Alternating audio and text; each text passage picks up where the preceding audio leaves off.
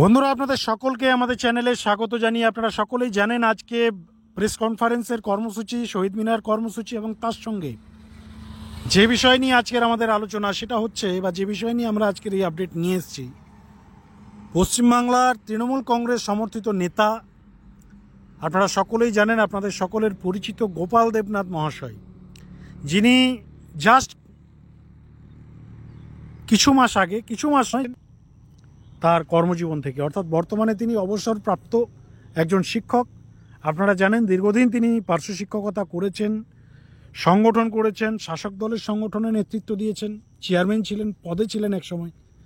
এবং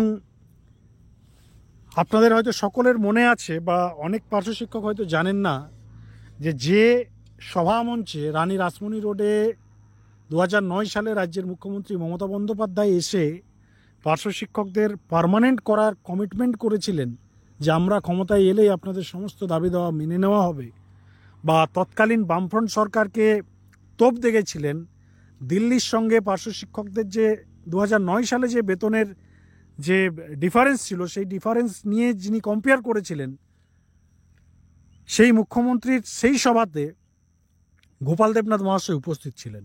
এবং তারই নেতৃত্বে বা তারই তত্ত্বাবধানে মুখ্যমন্ত্রীর সেই সভামঞ্চে আসা, সেই কর্মসূচি বা মুখ্যমন্ত্রীর সেই কমিটমেন্ট, সেই ভিডিও হয়তো এখনও অনেকের কাছে আছে, সকলেই দেখেছেন মুখ্যমন্ত্রীর ভাষণ দেওয়ার সেই ভিডিও।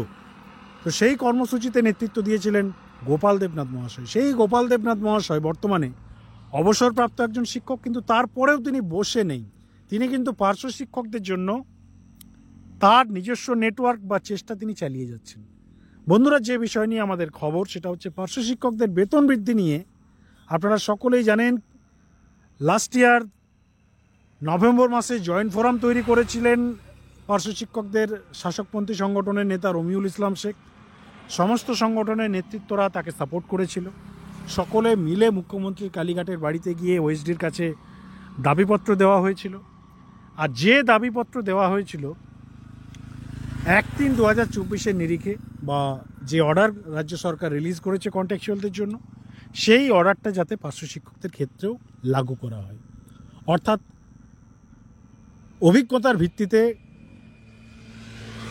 যে বেতন বৃদ্ধির স্ল্যাব পশ্চিমবঙ্গ সরকার তৈরি করেছে বিভিন্ন কন্ট্রাকচুয়াল ডিপার্টমেন্টের জন্য, সেটা যেন পার্শ্ব শিক্ষকদের ক্ষেত্রেও লাগু করা হয়, সেই দাবি নিয়েই ওএসডির কাছে সেই মুহূর্তে জয়েন্ট ফোরামের ব্যানারে, অর্থাৎ সমস্ত সংগঠনের যারা নেতা ছিলেন তারা সকলে মিলে সেখানে গিয়েছিলেন। সেখানে গিয়ে একটা মেমোরান্ডাম দেওয়া হয়েছিল এবং দাবি রাখা হয়েছিল যে এই 1/3/2024 যে অর্ডার সেটাই যেন লাগু করা হয়। আপনারা জানেন সেই দাবিপত্র দেওয়ার পরেও কোনো ফিডব্যাক রিপোর্ট আসেনি, সেখান থেকে কোনো আপডেট পাওয়া যায়নি, সরকারপন্থী সংগঠনও কোনো আপডেট দেয়নি। গতকালকে বন্ধুরা যে খবর আমরা দেখলাম, আপনারাও দেখেছেন অনেকেই হয়তো, রমিউল ইসলাম শেখ নাকি শিক্ষামন্ত্রীর কাছে দরবার করেছিলেন, এবং তার সঙ্গে সঙ্গে গোপাল দেবনাথ মহাশয় গতকালকে রাজ্যের বর্তমান শিক্ষামন্ত্রী ব্রাত্য বসু তাকে আবার বা পুনরায় বেতন বৃদ্ধি করার, আর 1/3/2024 যে অর্ডার, সেই অর্ডারটাকেই লাগু করার জন্য তিনি আবার দাবি করেছেন। দেখুন, গোপাল দেবনাথ মহাশয় তার যে কর্মজীবন সেখান থেকে বেরিয়ে গেছে, তিনি হয়তো আর বেনিফিটেড হবেন না, কিন্তু যারা এখনও কাজ করছেন, পার্শ্ব শিক্ষকতা করছেন, তাদের জন্য তিনি কিন্তু চেষ্টা চালিয়ে যাচ্ছেন।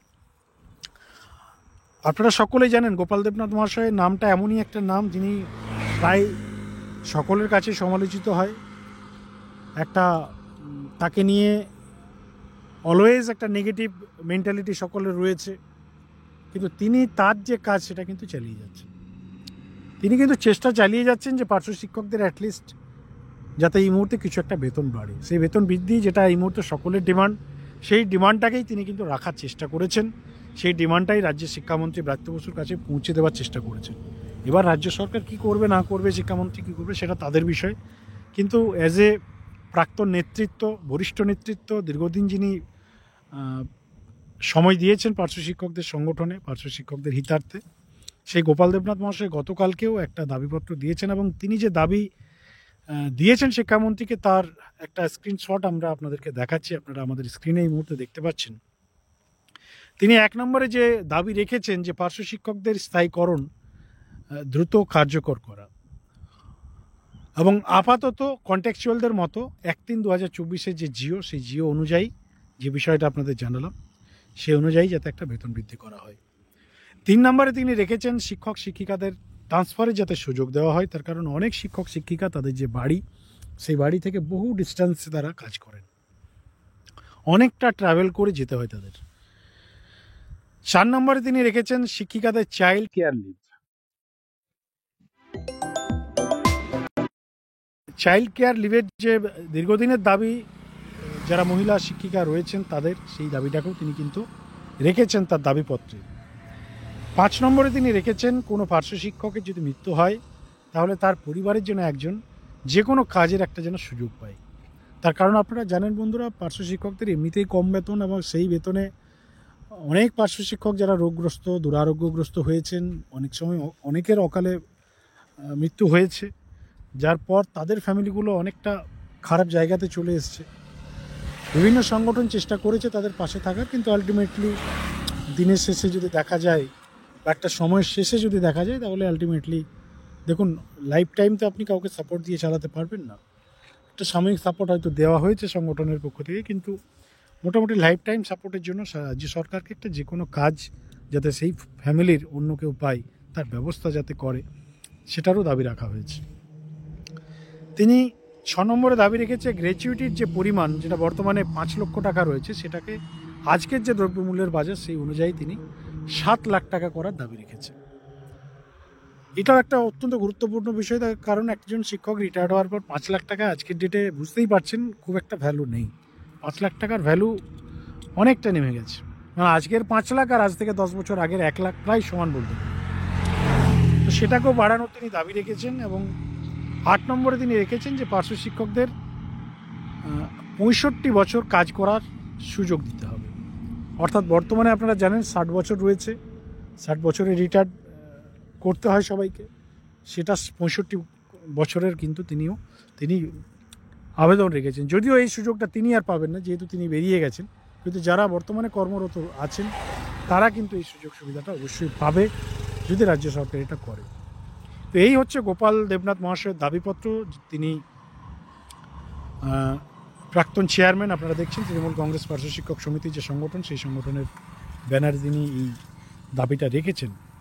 তো বন্ধুরা, এই সমস্ত বিষয় নিয়ে আপনাদের যে প্রতিক্রিয়া, রিয়েকশন, টেক অবশ্যই আপনারা লিখে জানাবেন আমাদের কমেন্ট সেকশনে। এবং আপনারা কি মনে করছেন গোপাল দেবনাথ মহাশয়ের এই বিষয়ে, এই ব্যাপারে তিনি যে চেষ্টাটা চালাচ্ছেন বা যে দাবিপত্র দেওয়া হয়েছে, আপনারা কি মনে করেন রাজ্য সরকার আদৌ এবার কিছু করবে?